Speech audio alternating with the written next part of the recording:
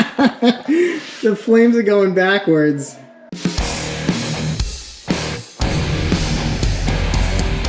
Hey folks, welcome back to the garage. It is officially the 2-year anniversary of the Sleazy's Garage YouTube channel. Today we're gonna briefly discuss how the Mustang project is going, give you some channel stats, answer some of your questions from our Ask Me Anything, and we'll try to figure out what we're gonna be doing for the rest of this year. Perhaps not in that order though. So I'm gonna give you a quick recap of where we are right now. In some cases, I'm gonna consider the year from March 5th of 2022 to March 5th of 2023, which is tomorrow. So my first video of that time segment was the 6-ton hydraulic press. Somehow that video recently surpassed 3,000 views, which we'll talk about a little bit later. We've done some shop upgrades, new vise, bunch of new tools. Oh, well, we finished rebuilding the rear axle. That was huge. In fact, the short that compiles all the work for that one hit 12,000 views, which was pretty, I think it's my most viewed video at this point. At a certain point as well, I switched to using Epidemic Sound, which I have to tell you has been a huge boon for my video editing. There's a problem with a lot of the copyright-free audio on YouTube where it says that there's no copyright and then you use it and then 6 months down the line, somebody makes a copyright claim and you end up having to pay for it. It's helped out a lot. So as you know, I'm a software engineer and I'm kind of a numbers nerd as well. I think if you watched my last anniversary video, which is unlikely, but if you did, I go into that a little bit more in detail. But anyway, so I do try to keep some somewhat detailed records on the videos that I make. I used to track the money spent per episode, but I stopped doing that because I got a little bit out of hand this year. The stats I'm going to talk about next are collated from last March 5th to this March 5th. If you don't care about numbers and this stuff bores you, makes your eyes glaze over, totally understand, just skip right to the next part.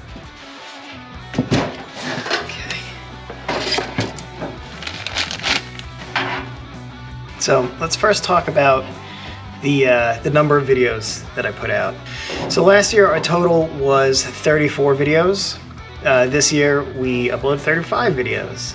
Last year the total number of hours of my long form video content was 8 hours, 16 minutes.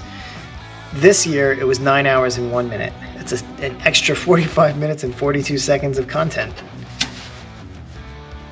So for the same period of time, we had 50 shorts and versus 1 from the year prior. Doesn't really make sense to look at the durations on those. So total videos to the end of 2022, 69. Nice. And obviously total shorts is 51. So my last anniversary video, the channel had 255 subscribers and 12,235 total video views. Now today, the channel has 1,079 subscribers and 113,634 134 views. That is thanks to you. We are up 824 subscribers and over 101,399 views. Now I did calculate all the percentages and stuff, but I'm gonna spare you folks that. All right, now let's talk money. So similarly to last year, my channel is and will remain for the unforeseen future, unmonetized and completely unsponsored as well. So if you see an ad on any of my videos, it's not me adding them. The money doesn't go to me. It goes to YouTube. I guess that's just the cost of doing business with YouTube. So not including tools, consumables, paint, anything else for the 89 Mustang so far this year. Well, so far last year. Let's go last year first because I have $1,328.22 just in parts for the Mustang.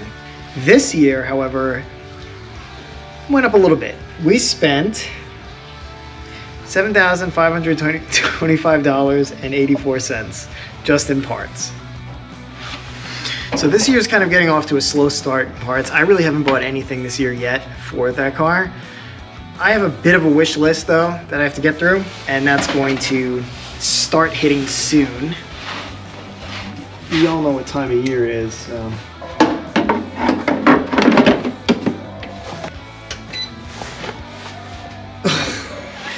The flames are going backwards.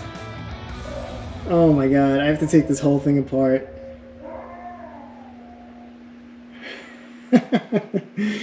Oh boy.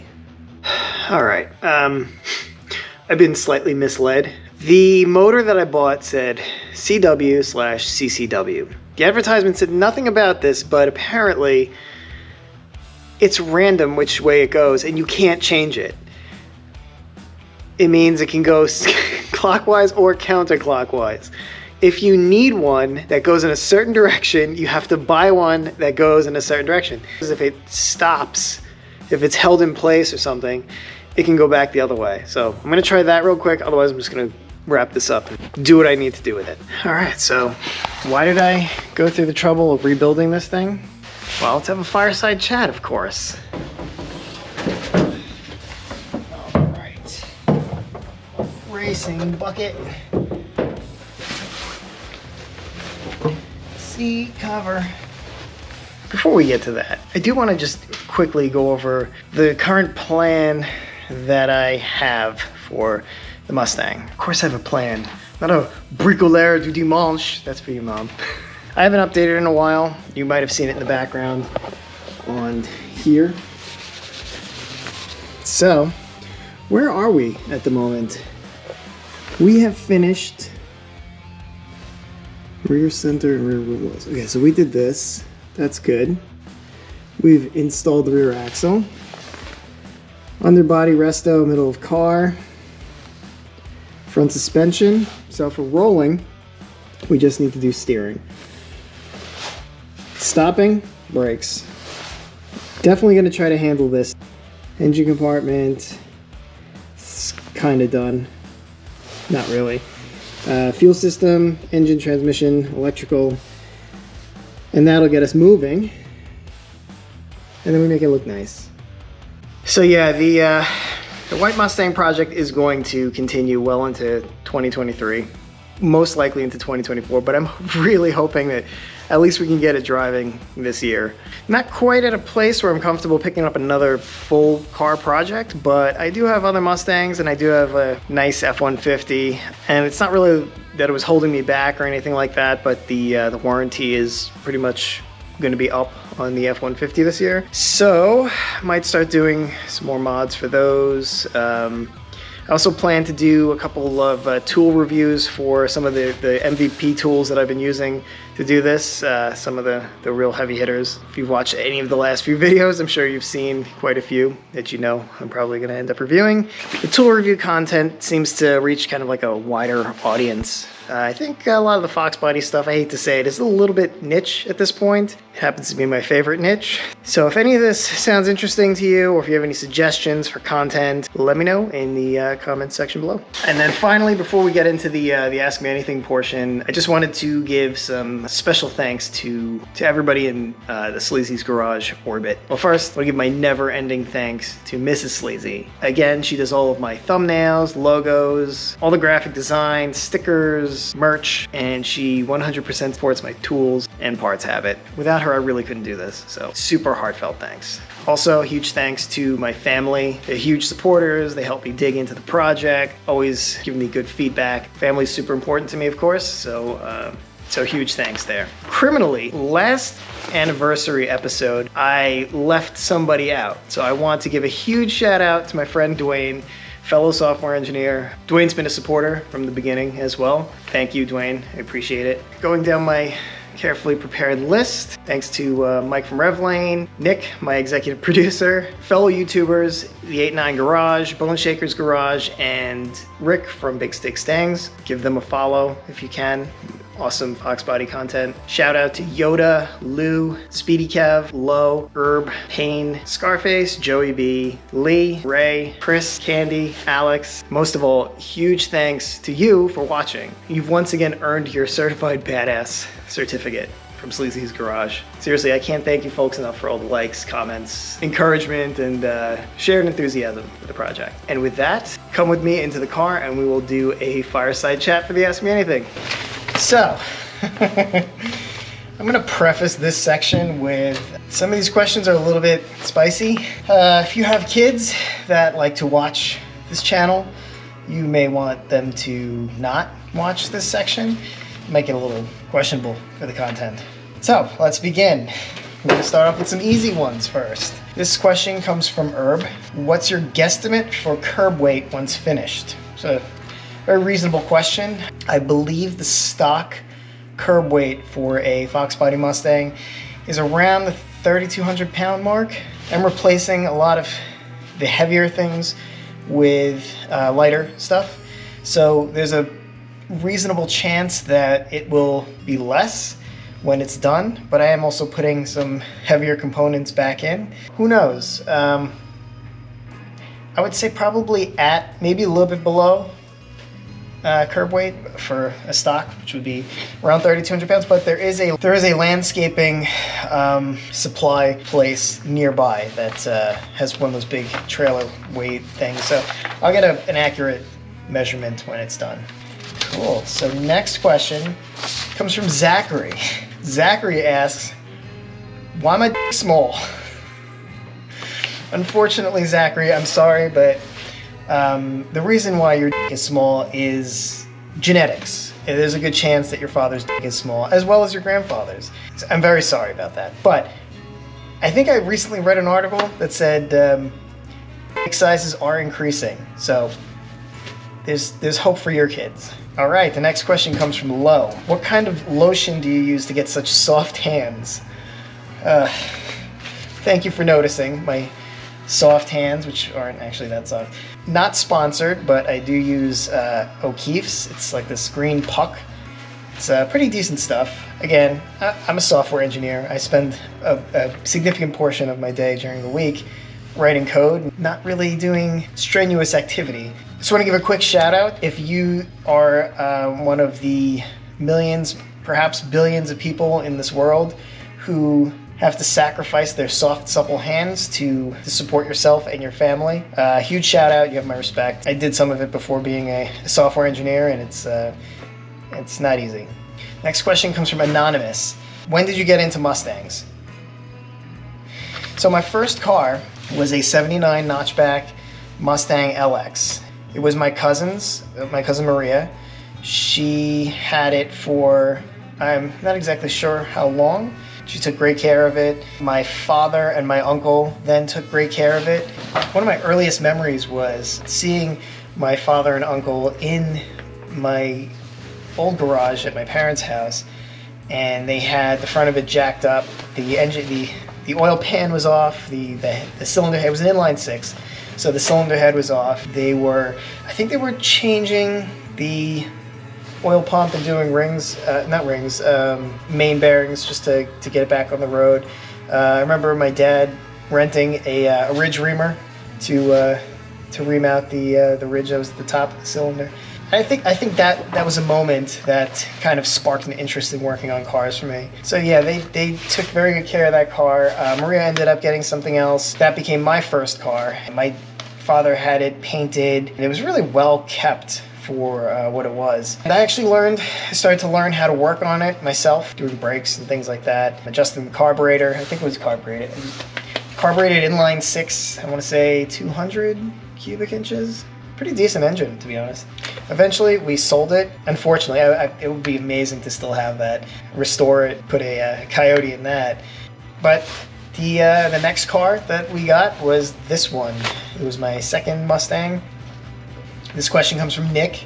Did you ever work as a professional mechanic?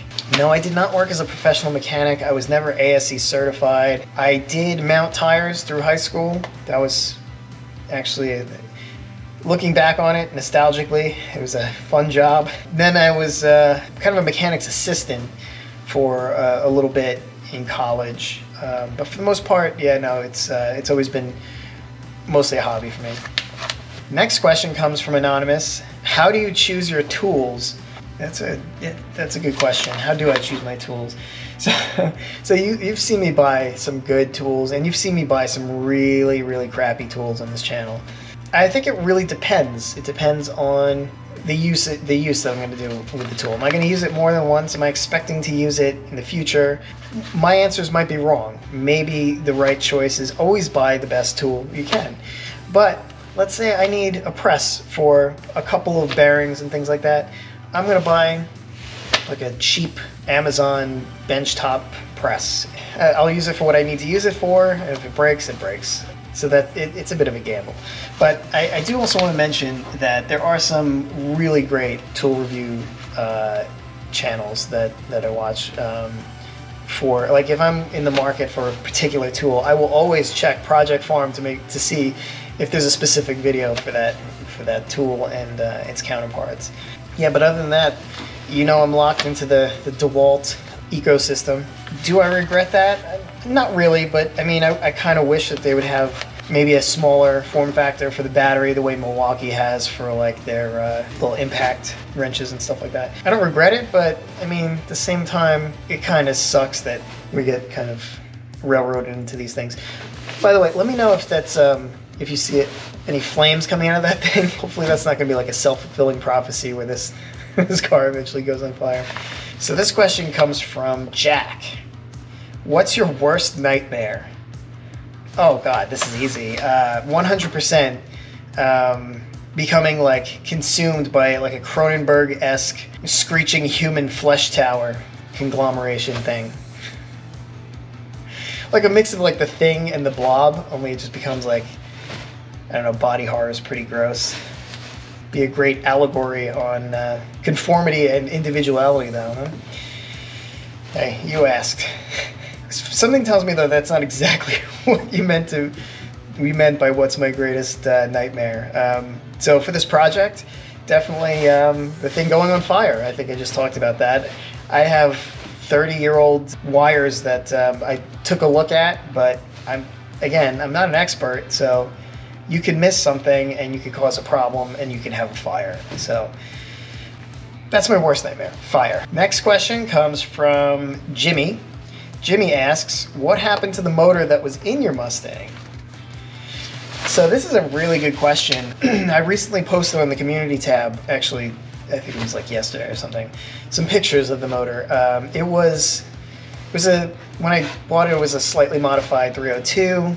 Little backstory. It had a GT40 intake on it when I bought it. It had shorty equal length headers. While I owned it, at a certain point the water pump started to leak. So for whatever reason I decided to pull the whole motor out. And while the motor was out, I decided also to take the heads off, take the intake off, take the cam out. I replaced the cam with an F303. I put Edelbrock Perform RPM heads. I remember there was an option, but I got the bigger sized intake valve on it. I want to say 1.9, something like that. I don't remember exactly, so don't quote me. So Edelbrock Perform RPM heads, and then I did a gasket match on the GT40 intake on my parents' patio table. So yeah, that woke the car up a lot. I think I was doing low 12s with it at that point. Oh, so what happened to it? Yeah, eventually I blew a head gasket, probably because I might have installed it wrong or something, because that was a head gasket that I put in when I was putting those heads on. But again, it was also a cast iron block with aluminum heads. It didn't overheat or anything like that. So at any rate, I decided to part out the engine because for me, times got a little tough and we needed some money. So I sold all the parts. At that point, I also had some long tube headers on it. I sold pretty much everything. And then I sold the bottom end that was left to my friend John, who was working on a Factory 5 Kit Cobra car. I believe he sold that project before he finished it, so I'm not sure what happened to the Cobra, but somewhere out there there's a Kit Cobra car with the stock bottom end from this car.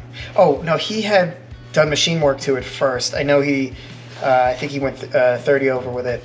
So 306. This question comes from your mom, spelled U-R-M-O-M. Do you prefer steel cut oats for your oatmeal? Of course, who doesn't, right? Steel cut oats are the best. Who's gonna argue with that? But I don't have any time, man. I can't I know you can put it in the slow cooker overnight, but then it gets like a skin on it in the morning, and the skin kind of So yeah, I love steel cut oats, but I'm an instant oat kind of guy. Anonymous asks, does the yellow flashlight on your workbench work? I have no idea. That was a gift from my father-in-law. It was from when he was working in the gas company. I'm gonna go grab it and we'll check it out. Let's see. All right, here we go. Moment of truth. Ready? Wah, wah, wah, wah. So yes, it works. Just needs batteries. Really great flashlight, honestly, for its time. The pre-LED. Maybe I'll convert it at some point. Who knows? So apparently my wife got the notes here. She added a couple of questions. First one is, why are there always little metal pieces on your clothes? Yeah, so unfortunately I have a wire wheel problem. Constantly wire wheeling everything, always. Yeah, so that's fun. And then she asks, have I started an OnlyFans to pay for all these parts? No comment. All right, so the number one question that was asked by so many people, why do they call you Sleazy? Why is your nickname Sleazy? So the answer to this is pretty silly. It's a really kind of goofy story. And the answer is, drum roll. Just kidding, nobody asked that.